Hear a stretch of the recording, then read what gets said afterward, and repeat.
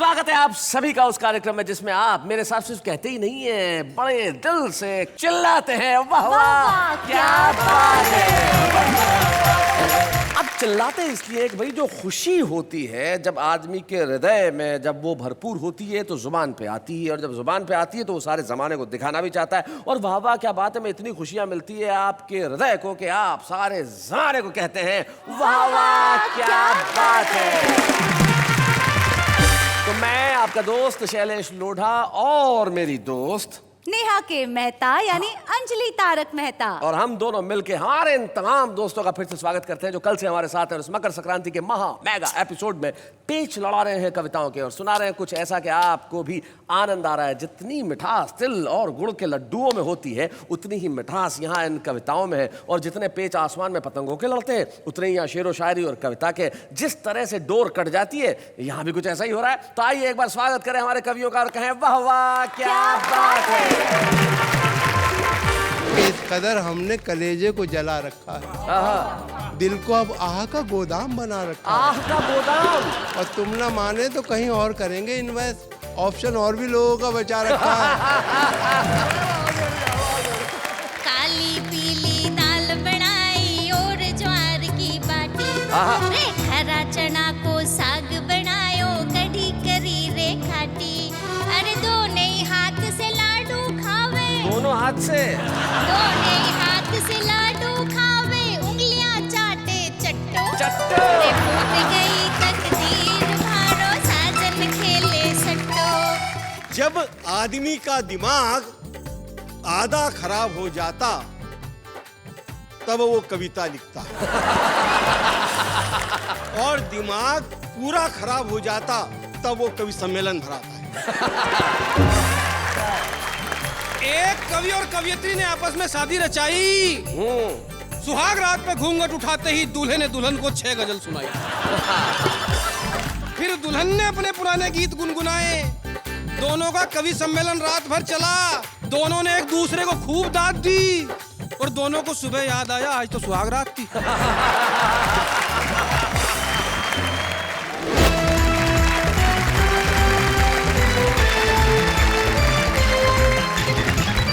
तो आइए परिचय करते हैं हमारे साथ कौन कौन है। हमारे साथ हैं शकील मालेगावी जो कल से उसी सूट में बैठे हुए हैं।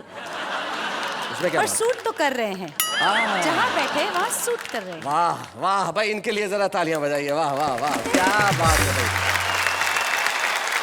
मैं ये शब्द सुनने के लिए कई साल से बेताब था। तरस रहे थे।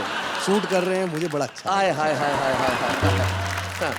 देखो आप कविताओं की पंक्तियों को इसी तरह अपने शब्दों से शूट करें और भगवान करें कि शकील मालेगावी जिंदगी भर आपको शूट करें।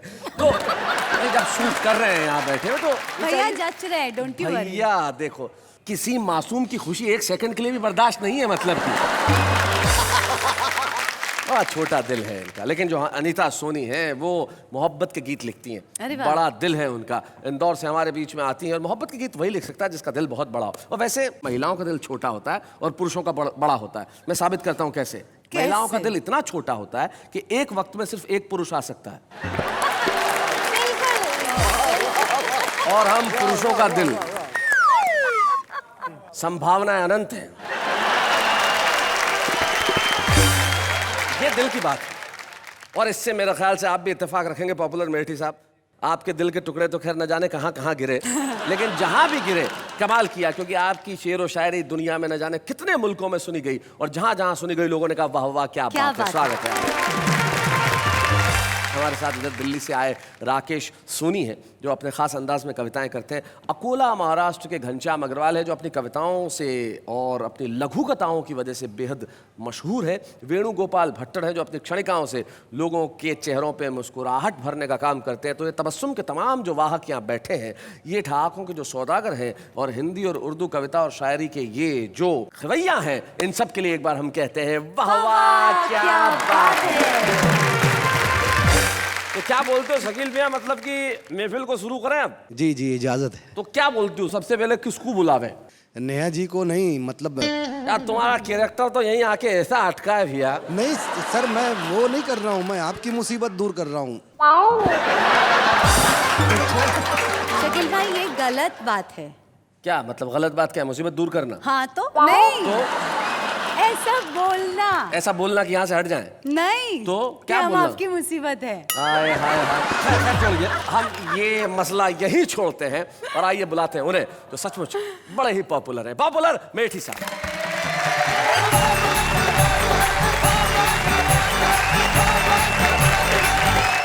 मैं चार चार पंक्तियाँ आपके समक्ष रख रहा हूँ इरशाद सुनाए पॉपुलर भाई। कि जुबैदा, करिश्मा, आहा, करीना, नसीमा, आहा, अगर कोई हो तो मुझे माफ़ कर दें। हाँ। जुबैदा, करिश्मा, करीना, नसीमा, चलो आज सबको दिखा दूं सनीमा। सनीमा। मेरी उम्र क्या है ये क्यों पूछती हो, कहीं इश्क का जोश होता है धीमा। हाय हाय। जुबैदा, क्या बात, कुछ अनीता कुछ कहना चाह रही थी आप इस पे? उम्र का, बालों का, दिखने का, रंग का मेरे ख्याल में शैलेश जी कोई महत्व नहीं है, मतलब नहीं है, क्योंकि दिल का लगाव रखते हैं दिल के लगाव से। मिलता नहीं स्वभाव किसी के स्वभाव से। हम प्यार करने वाले भी कितने अजीब हैं, दरिया को पार करते हैं कागज की नाव से। लेकिन आप मोहब्बत की इनसे उम्मीद न रखें क्योंकि गर्मी नहीं मिलती बुझते अलाव से। शैलेश जी, हाँ आपकी बात के लिए 4 पंक्तियां आपको समर्पित करती हूँ। जी। यूं तो गम सारे जमाने के उठा सकती हूँ, हाँ प्यार से गैर को मैं अपना बना सकती हूँ, और जिद पे आ जाऊं मैं सोनी तो जमाना देखे, आग नजरों से मैं पानी में लगा सकती हूँ। इन्होंने मिश्रा अभी शेर पढ़ा, पानी में आग लगा सकती हूँ, तो मैं इनसे गुजारिश करूंगा, देश में गैस की बहुत तकलीफ है, आप आंखों से आग लगाते फिरें। और ये 4 मिसरे देखें कि इस कदर हमने कलेजे को जला रखा है, दिल को अब आह का गोदाम बना रखा है। आह का गोदाम। और तुम ना माने तो कहीं और करेंगे इन्वेस्ट, ऑप्शन और भी लोगों का बचा रखा है।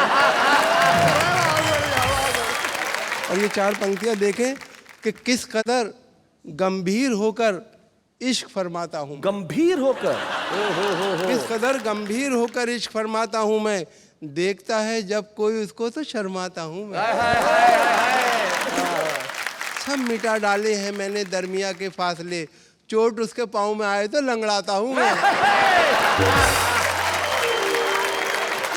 और ये 4 पंक्तियां देखें कि आशिकी भी दोस्तों क्या क्लासिकल संगीत थी। हाय हाय। आशिकी भी दोस्तों। आशिकी भी दोस्तों क्या क्लासिकल संगीत थी, राग तोड़ी जाने क्या था, जाने क्या गाते रहे, जिंदगी भर इश्क का इजहार करने के लिए वो भी हकलाते रहे और हम भी हकलाते रहे।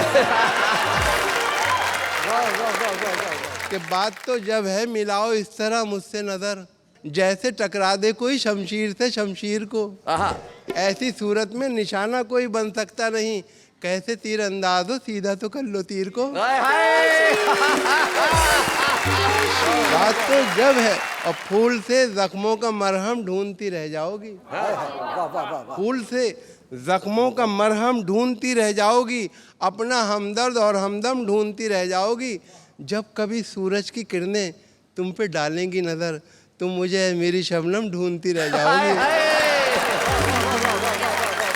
और देखें कि उसकी हर बात मेरे बूते से बाहर निकली, मेरी सौगात भी मेरे लिए ठोकर निकली, रोज डंडे लिए हाथों में खड़ी रहती है, जिसको मैं बीवी समझता था वो शौहर निकली। और तुम क्या समझोगे तमाचों का हुनर, तमाचों का हुनर। तुम क्या समझोगे तमाचों का हुनर, जिंदगी बीवी ने ये गुलजार की, और मैं तो टॉनिक ले रहा हूँ सुबह शाम, देख लो सुर्खी मेरे रुखसार की। कि एक्सरे देख के बेसाख्ता सर्जन ने कहा, तेरे भेजे में भी एहसास का कांटा निकला। और हुस्न वालों ने बहुत जम के किया है पथराव, तेरे सर में तो बड़ा काम रफू का निकला। क्या बात है, बहुत अच्छे। और ये 4 पंक्तियां और कि खूब हंसते हैं तेरे अब्बा जी, उनको मैं गम से आशना कर दूं, खूब हंसते हैं तेरे अब्बा जी, उनको मैं गम से आशना कर दूं, मेरे दिल में बस इतनी ख्वाहिश है तेरे घर में मुशायरा कर दूं।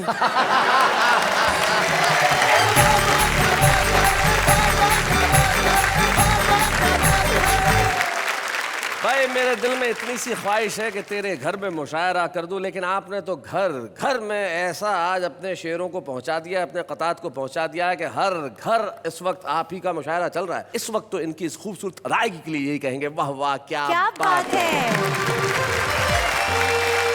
और अब बुलाते हैं उन्हें जो इंदौर से हमारे बीच में आई है, जो बहुत बढ़िया गजल कहती हैं और उन्होंने शायद पीएचडी भी गजलों पे ही की है।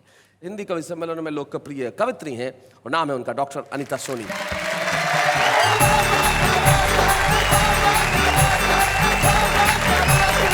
अनीता जी, स्वागत है आपका। Oh Neha, thank you. Oh my God. चलिए कविता शुरू करती। 4 पंक्तियां पढ़ती हूँ कि यहाँ आकर आज मुझे कैसा लग रहा है। जी। कांटों पे चल के आज तेरा प्यार पा लिया, वाह वाह। हर बूंद को लहू की सितारा बना लिया। पतझड़ दिए थे इश्क ने सौगात में, मगर पतझड़ दिए थे इश्क ने सौगात में, मगर मैंने समय की जेब से सावन चुरा लिया। मैंने समय की जेब से सावन चुरा लिया। आप इतना अच्छा आपने सुना, दाद दी। 4 पंक्तियों के आप हकदार हो गए हैं। स्वागत सुना। मोती को आसमान का आंसू बना दिया, वाह। तारीफ करके हुस्न को जादू बना दिया। हर झूठ अच्छा लगता है उसकी जबान से, खुद फूल बन गए मुझे खुशबू बना दिया।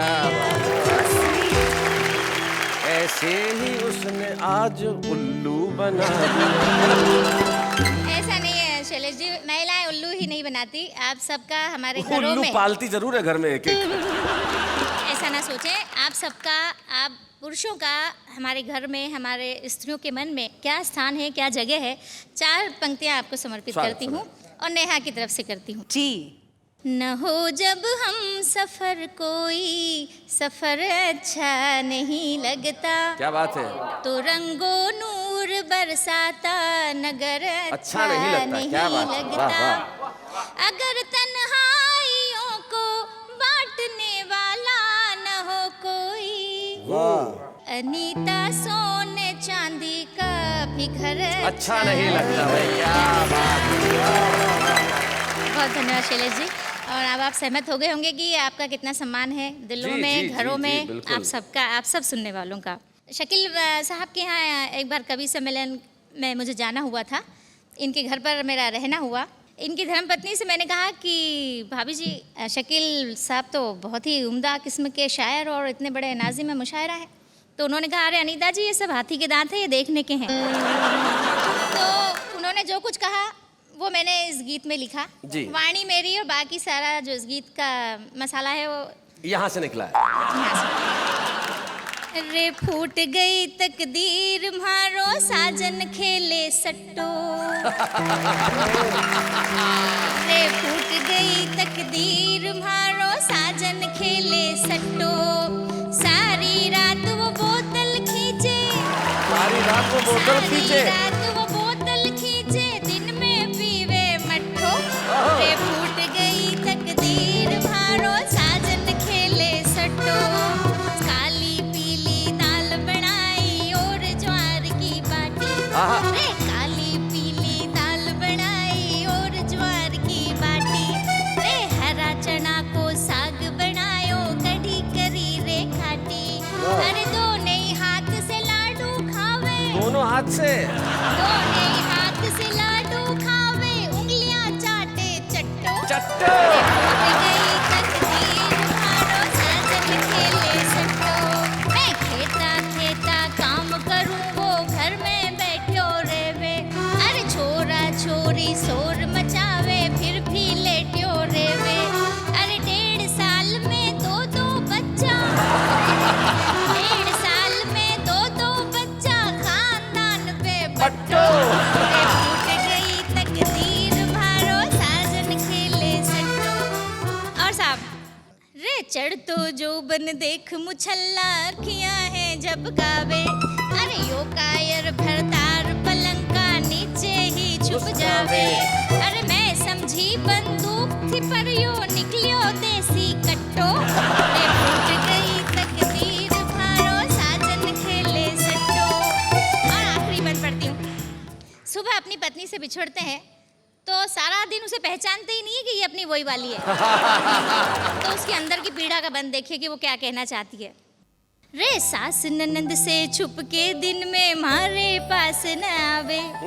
रे सो थकी मांदी जब रात में जौन यो मारी खावे। जब मैं आंख दिखाऊं तो फिर पाँव दबावे पट्ठो। रे फूट गई तकदीर मारो साजन खेले सट्टो। सारी रात वो बोतल खींचे दिन में पीवे पट्ठो। भाई अनीता जी, आपने बगैर कुछ कहे शकील साहब को बहुत कुछ कह दिया। तब मुझे एक शायर के 2 शेर याद आते हैं कि गुबार दिल से पुराना नहीं निकलता है, कोई भी सुलह का रास्ता नहीं निकलता है, लड़ाई कीजिए मगर सलीके से, शरीफ लोगों में जूता नहीं निकलता है। तो आपने ये जो बगैर कुछ कहे बहुत कुछ कह दिया है, लेकिन कह दिया तो कह दिया। अब ये तो बड़ी पतंग है। मिठास के साथ जी जी, ये तो पतंगे हैं, यहाँ तो पेच लड़ते रहेंगे और हम आनंद उठा रहे हैं, हंस रहे हैं, खुश हो रहे हैं। आइए इस हंसी और खुशी को और आगे बढ़ाते हैं, द्विगुणित त्रिगुणित और बहुगुणित करते हैं उस कवि के रूप में जो अपने खास अंदाज में कविताएं पढ़ते हैं। नाम है उनका घनश्याम अग्रवाल। जोरदार तालियों से हम स्वागत करते हैं।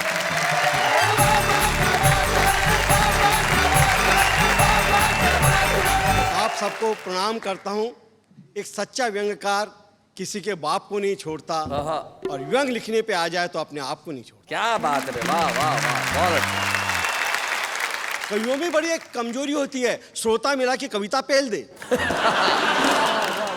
ढूंढते रहते हैं हम श्रोता, जहां मिले कविता सुना दे। और उसके लिए हम कई उपाय काम में लाते हैं।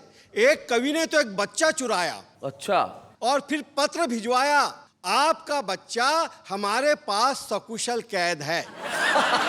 बच्चे की रिहाई के लिए आज रात मेरी कविता सुनने कवि सम्मेलन में आना पड़ेगा। बहुत अच्छे। कवि सम्मेलन के बाद बच्चा घर लौटा देंगे। खबरदार, जो पुलिस की मदद ली तो बच्चे को 40 कविता सुना देंगे। श्रोता तलाशते रहते हैं। अभी मकर संक्रांति पे तो हमारे कवि मित्र अपने पतंग पे मुक्तक लगा के उड़ाता है, किसके बाप की ताकत नहीं काटने का।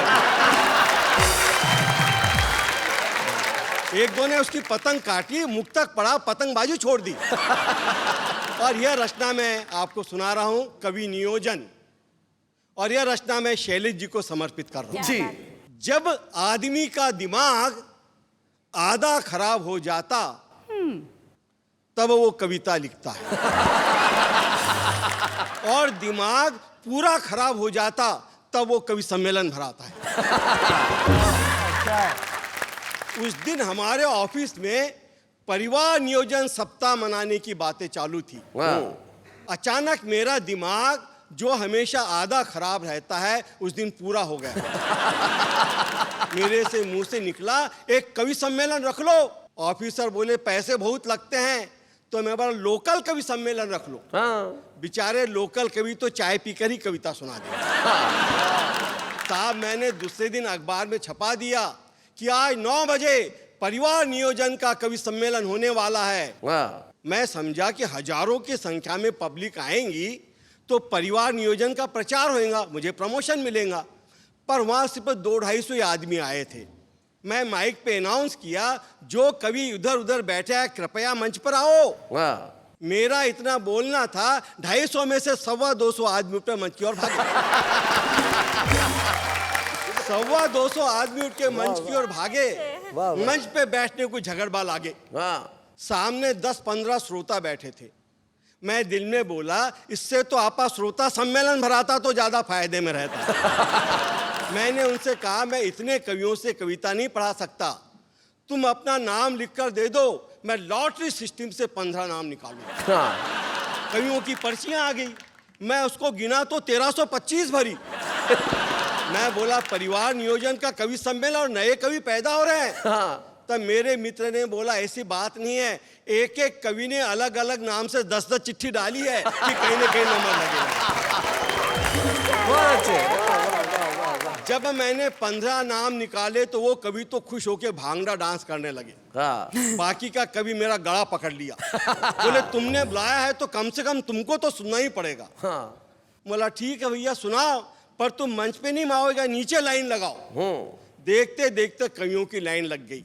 मैंने उनको डायरेक्ट बोला कोई भी कवि 1 मिनट के ऊपर कविता नहीं कहेगा। हाँ। और उनको कहा भाई साहब मैंने 15-20 चाय पान के पैसे सैंक्शन करवाए हैं, तो तुम चाहो तो एक एक घूंट चाय की पी लो। नहीं तो तुम्हारे हिसाब से 80-80 पैसे नकदी ले लो। 80-80 पैसे? कवि बोले कुछ नहीं चाहिए, पर तुमने टाइम 1 मिनट रखा है उसको बढ़ा दो। मैं बोला टाइम बढ़ाऊंगा तो ये कवि सम्मेलन 15 दिन तक चलेगा। मैंने स्ट्रिक्ट वार्निंग दी कि 1 मिनट के ऊपर कविता नहीं होएगी। तो मैंने अध्यक्ष के पास एक घंटी बुला कर रखी और कहा 1 मिनट हो जाए तो घंटी बजा देना। और कवियों से कहा घंटी बजते बराबर माइक छोड़ देना। वाह। उतने में एक कवि आया, सबके पहले तो घंटी उठा के जेब में रखी और बोला मेरी कविता का शीर्षक है ना रहेगा बांस ना बजेगी बांसुरी। क्या बात है, वाह वाह वाह वाह, बहुत अच्छे। तब मैंने चपरासी को कहा देख अब कवि सम्मेलन पूरा फार्म पे आ गया, अब घंटी से काम नहीं चलेगा, तू दूर खड़े होकर घंटों बजाया कर।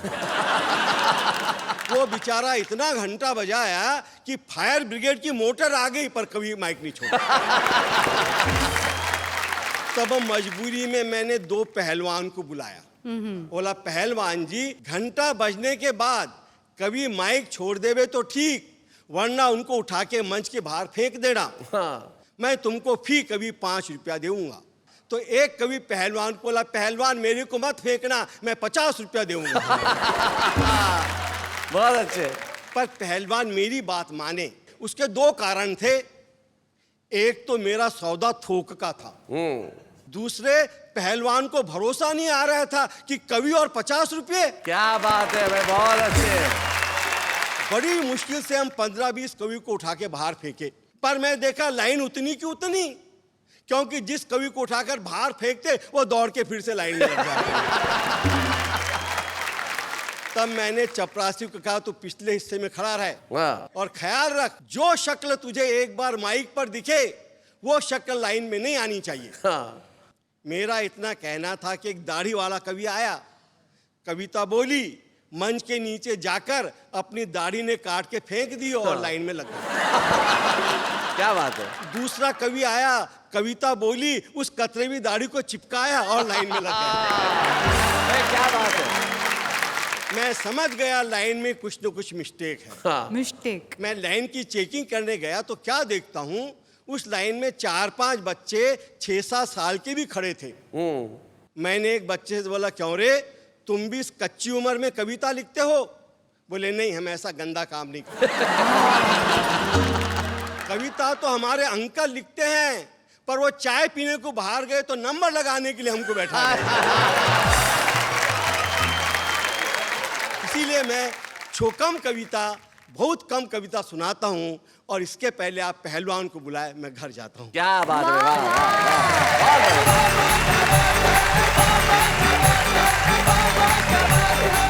भाई, बिल्कुल सही कहा आपने घनश्याम जी के स्वयं पे व्यंग करना बेहद कठिन काम होता है, लेकिन आपने स्वयं पे व्यंग किया, ये बहुत बड़ी बात है। बहुत बहुत शुक्रिया, वाह वाह, क्या बात है आपके इस अंदाज के लिए, बहुत ब्यूटीफुल दैट वाज। लेकिन सचमुच कुछ कवि होते हैं इतनी लंबी सुनाते हैं कि पता ही नहीं चलता।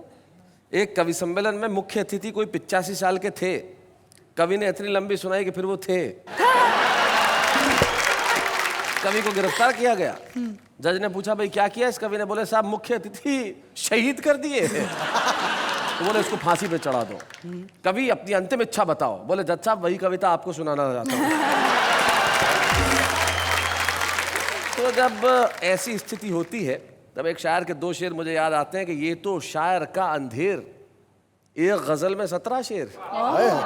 ये तो शायर का अंधेर, एक गजल में 17 शेर, और मेरा नंबर आने तक सुनने वाले सारे ढेर। तो सुनने वाले सारे ढेर कर देते, लेकिन हमारे यहाँ तो वो कवि आते हैं जिनके लिए लोग 1 रात 2 रात नहीं कई रातें बैठ के इंतजार कर सकते हैं। और मैं जानता हूँ अभी आप इंतजार कर रहे हैं कि अभी क्या क्या होने वाला है। बताता हूँ कौन है कौन आएगा जो आज छुपा रुस्तम में होगा। अभी नहीं बताऊंगा उसका नाम, लेकिन इस वक्त एक अल्पविराम। स्वागत है फिर से आपका उसी कार्यक्रम में जिसका नाम है वाह वाह क्या बात है।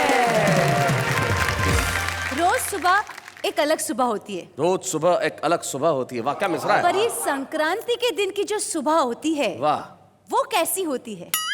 ये सवाल है या कविता है? नहीं, आप कैसे मनाते हैं? मैं रंग खेलता हूँ उस दिन, जमीन चक्कर छोड़ता हूँ, राखी बनवाता हूँ जाके। आप कैसे मनाते हैं? ऐसे नहीं मनाते संक्रांति की सुबह, पतंग चगा के मनाते हैं। तो जब एक सेकेंड, ये क्या चाहिए? नहीं ये पतंग पतंग।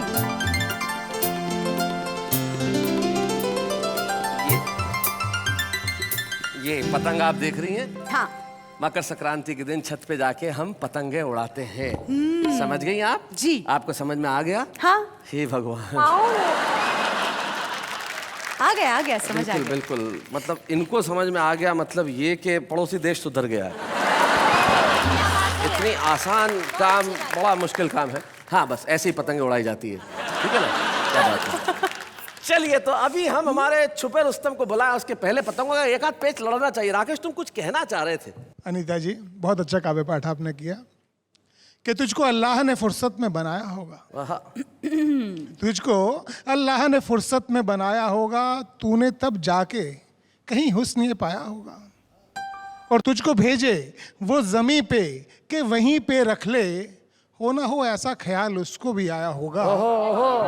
तू भी सोनी मैं भी सोनी, तू भी सोनी मैं भी सोनी, चल कर दें दोनों अनहोनी। ओहो। बात अगर प्यार की है तब तो मैं कहना चाहूंगी कि मेरे जख्मों को मेरे अश्क ही सहलाते हैं। वाह वाह वाह वाह, जब भी मैं उनको पुकारूं वो चले आते हैं। क्या बात है, क्या और बात। प्यार की राह में मुझको ही तो मंजिल न मिली, वाह। लोग तो चांद पे जाकर भी पलट आते हैं। तो सोनी जी, प्यार के लिए तो बहुत देर हो गई है, हमारी उम्र निकल चुकी है। प्यार भले ही कर ले, हाँ। पर जिंदगी इतनी सीधी सादी नहीं होती। जी जी जी, दोनों के सरने में एक हो तो हिंदुस्तान में शादी नहीं होती। सही बात। इनकी तरफ से 4 पंक्तियां जी सुना जी क्या? जी जी जी, कि रोज ही जाना मुझे पड़ता है अब थाने को। हाँ। सुबह से शाम ही हो जाती है घर आने को। हाँ। कभी घूसे, कभी लाठी, कभी उठक बैठक। हाँ। ये गिदा मिलती है लैला तेरे दीवाने को। काफी सारी पतंगे उड़ रही है कब से, कविताओं की ये है वो है। आसमान में भी काफी सारे पतंगे कटती है, उड़ती है, चढ़ती है। एक आध पतंग ऐसी होती है जो एकदम स्टेडीली वो अपना काम करती ही रहती है, सेल करती ही रहती है। वैसे वो जो सर है अपने, इस उम्र में पतंगे ऐसे ही उड़ती है। नेहा, एक मिनट भाई और बहनों, आप तो सारे बड़े रुस्तम हिंद हैं सारे लोग। इस बहस को न जाने कहाँ तक ले जा सकते हैं, लेकिन हमारा छुपा रुस्तम जो एक बहुत ही प्रतिभाशाली और बहुत ही संभावनाशील कवि है, एक ऐसा कवि जो सारी दुनिया में अपना नाम करने को बेताब है, जिसकी कविताएं मुझे भी बड़ी पसंद हैं। भारतीय रेलवे में वैसे काम करते हैं, लेकिन हिंदी कविताओं के बड़े ही अच्छे सर्जक हैं। नाम है उनका मुकेश गौतम।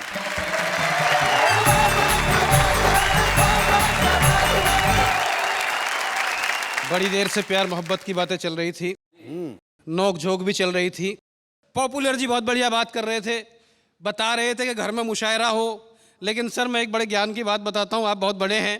पहले किसी शहर में एक आध कवि होता था जी, उस कवि के नाम से शहर की पहचान होती थी। बाद में एक एक शहर में 10-10 कवि होने लगे। यहाँ तक भी लोगों ने झेल लिया, एक एक गली में 8-8, 10-10 कवि होने लगे। यहाँ आके मामला बिगड़ गया। लेकिन शैलेश भाई, सबसे बड़ी हालत खराब होती है जब एक घर में एक से ज्यादा कवि हों। और अगर मैं साबित कर दूं तो बताना कि एक कवि और कवियत्री ने आपस में शादी रचाई। सुहाग रात में घूंघट उठाते ही दूल्हे ने दुल्हन को 6 गजल सुनाई। फिर दुल्हन ने 5 गीत, 4 रुबाई। फिर दूल्हे ने अपने 6 गीत सुनाए। फिर दुल्हन ने अपने पुराने गीत गुनगुनाए। दोनों का कवि सम्मेलन रात भर चला। दोनों ने एक दूसरे को खूब दाद दी, और दोनों को सुबह याद आया आज तो सुहाग रात थी।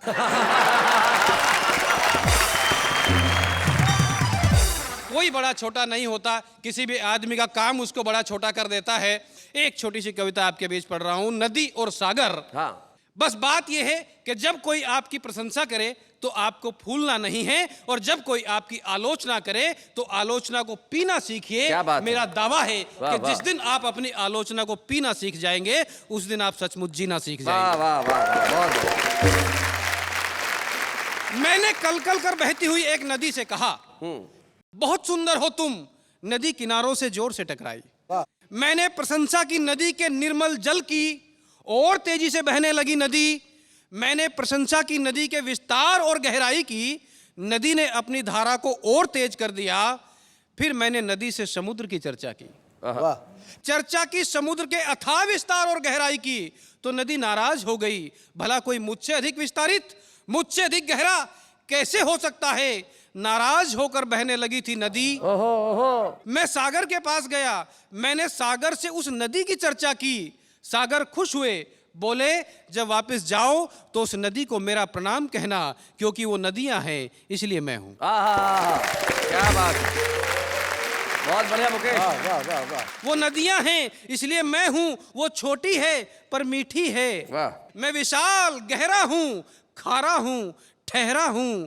कहने को ये एक कविता है, एक लघु कथा है, लेकिन मुझे लगता है कि ये जीवन का सच्चा पता है। हाँ। बड़ा वो नहीं जो बड़ा होने का अभिमान करे, बल्कि बड़ा वो है जो सबको साथ लेकर चले और सबका सम्मान करे। क्या बात है भाई, वाह।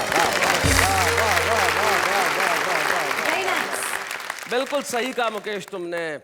बड़ा वो है जो सबको साथ लेके चले और सबका सम्मान करे। और आदमी जब बहुत बड़ा हो जाता है तो आपको क्या लगता है कि वो भीतर से उतना ही मजबूत होता है? ऐसा नहीं होता।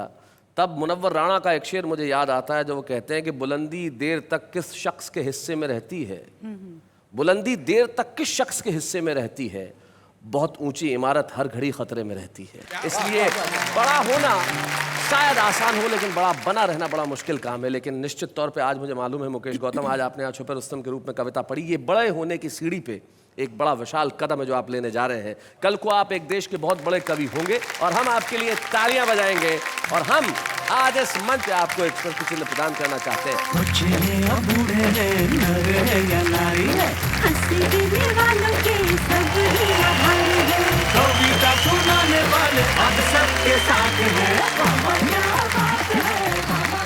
तो अभी आपने देखा कि नई पीढ़ी के मुकेश गौतम ने अपनी कविताएं सुनाई और बहुत अच्छे ढंग से सुनाई। आज ये छुपे रुस्तम है, लेकिन कल को सारी दुनिया में इनका नाम होगा। इसलिए आज याद रख लीजिए, कल को आप कहेंगे कि हमने याद नहीं रखा, रख लीजिए, मुकेश गौतम है इनका नाम। लेकिन इस वक्त हम लेते हैं एक अल्पविराम। स्वागत है फिर से आपका उसी शो में जिसका नाम है वाह वाह क्या बात है।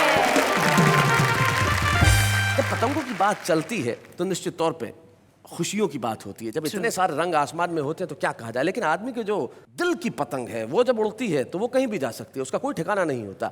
और आम आदमी की दिल की पतंग जब कविता बन के उड़ती है तब क्या होती है, जरा देखते हैं। घरवाली से ज्यादा मुझे साली की याद सताती है, घरवाली से ज्यादा मुझे साली की याद सताती है, क्योंकि यार केक के साथ चेरी फ्री आती है।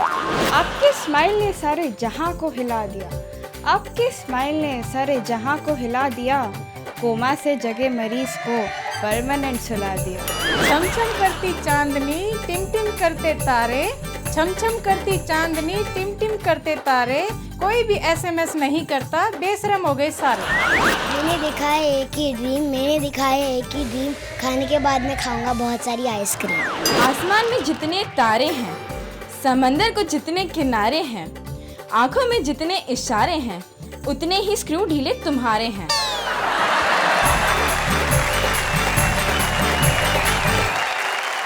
तो भाई ये तो आम आदमी है जिन्होंने अपनी पतंगे उड़ाई कविता की। लेकिन कुछ लोग होते हैं जिनकी कविता की पतंग जब उड़ती है तो सिर्फ अपने ही देश में नहीं सारी दुनिया में छा जाती है। उनमें से एक नाम होता है पॉपुलर मेरिटी, एक ऐसे शायर जो जितने अच्छे शायर हैं उतने अच्छे इंसान। जब वो कविताओं पे बात करते हैं, हास्य पे बात करते हैं, व्यंग पे बात करते हैं, उनका जो खास अंदाज है निश्चित तौर पे पॉपुलर मेरिटी हमारे हिंदी कवि सम्मेलन और उर्दू मुशायरों के मंचों की एक थाती है। और बेहद खुलूस के साथ, बेहद प्यार के साथ, बेहद सम्मान के साथ, वाह वाह क्या बात है कि इस मंच पे आज हम पॉपुलर मेरिटी को सम्मानित कर रहे हैं।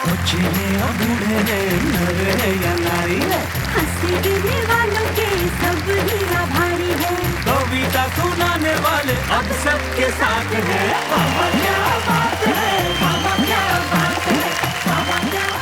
निश्चित तौर पे हम बेहद प्रसन्न हैं पॉपुलर मेरठी साहब का यहाँ सम्मान करते हुए, क्योंकि हास्य व्यंग के क्षेत्र में निश्चित तौर पे उन्होंने जो काम किया है वो प्रणम्य है और वो सम्माननीय है। और बड़ा अच्छा लगता है जब जिसका सम्मान हो उसके परिवार का कोई सदस्य यहाँ उपस्थित हो। और बड़ी खुशी की बात है कि पॉपुलर साहब के भतीजे तबरेज यहाँ पे है। हम चाहते हैं कि वो इस माइक तक आए, मंच तक आए। जोरदार तालियां बजाएं। तबरेज जी, एक मशहूर शायर का भतीजा होना तो क्या क्या महसूस होता है? बहुत अच्छा महसूस होता है। और चाचा की ज़िंदगी मेरे लिए एक इंस्पिरेशन है जी, क्योंकि इतनी कामयाबी के बाद, इतना ऊंचाइयों के बाद, फिर भी उनकी सादा ज़िंदगी जो है उससे मुझे बहुत प्रेरणा मिलती है। क्या बात है, वाह वाह। इनकी कोई खास ऐसी कोई याद जुड़ी हुई है बचपन में जब इन्होंने तुम्हें कुछ चीज़ के लिए डांटा हो, पीटा हो? नहीं, बचपन का मुझे एक वाक़ा याद आ रहा है जी। चाचा के साथ एक बार कहीं सफ़र ट्रेन में हुआ था, तो उसमें कुछ शायर भी थे। तो ट्रेन काफ़ी तेज़ चल रही थी, एकदम एक लेडी वहाँ से आई ट्रेन में, जो और वहाँ पे शायर वगैरह बैठे हुए थे। उन्होंने कहा कमाल की औरत है। तो चाचा कहने लगे कि कमाल तो इनके देवर हैं, ये जमाल की औरत है। और इनका कोई खास घर में कुछ खास किसी खास किस्म की आदत है इनकी जो करते हैं? बहुत संजीदा रहते हैं। यहाँ स्टेज पे जो आप इनका रूप देखते हैं, इतना सबको हंसाते रहते हैं, सब लोग हंसते हैं इनकी कविताओं में, लेकिन घर में बहुत संजीदा रहते हैं। क्योंकि घर में चाची सामने रहती है इसलिए। लेकिन तबरेज बहुत बहुत शुक्रिया यहाँ आने के लिए। और पॉपुलर साहब, आपका हमने सम्मान किया। और सबसे खुशी की बात यह कि मकर संक्रांति का ये जो पर्व है हमने सबने मिल के मनाया। जैसा कि मैंने कहा, हमारे त्यौहार आपस में मिलाने के लिए होते हैं। इसलिए मैं कहता हूँ हमारे लिए हिंदुस्तान सबसे महत्वपूर्ण चीज़ है, वो वतन जो हमारे भीतर बसता है। तब मुनव्वर राणा साहब व्यंग में एक शेर कहते हैं जो मुझे याद आता है। वो कहते हैं कि ये देखकर पतंगें भी हैरान हो गई, ये देखकर पतंगें भी हैरान हो गई, अब तो छतें भी हिंदू मुसलमान हो गई। क्या बात है। आइए Let's not do that. एक बने, नेक बने और कहें वाह वाह क्या बात है।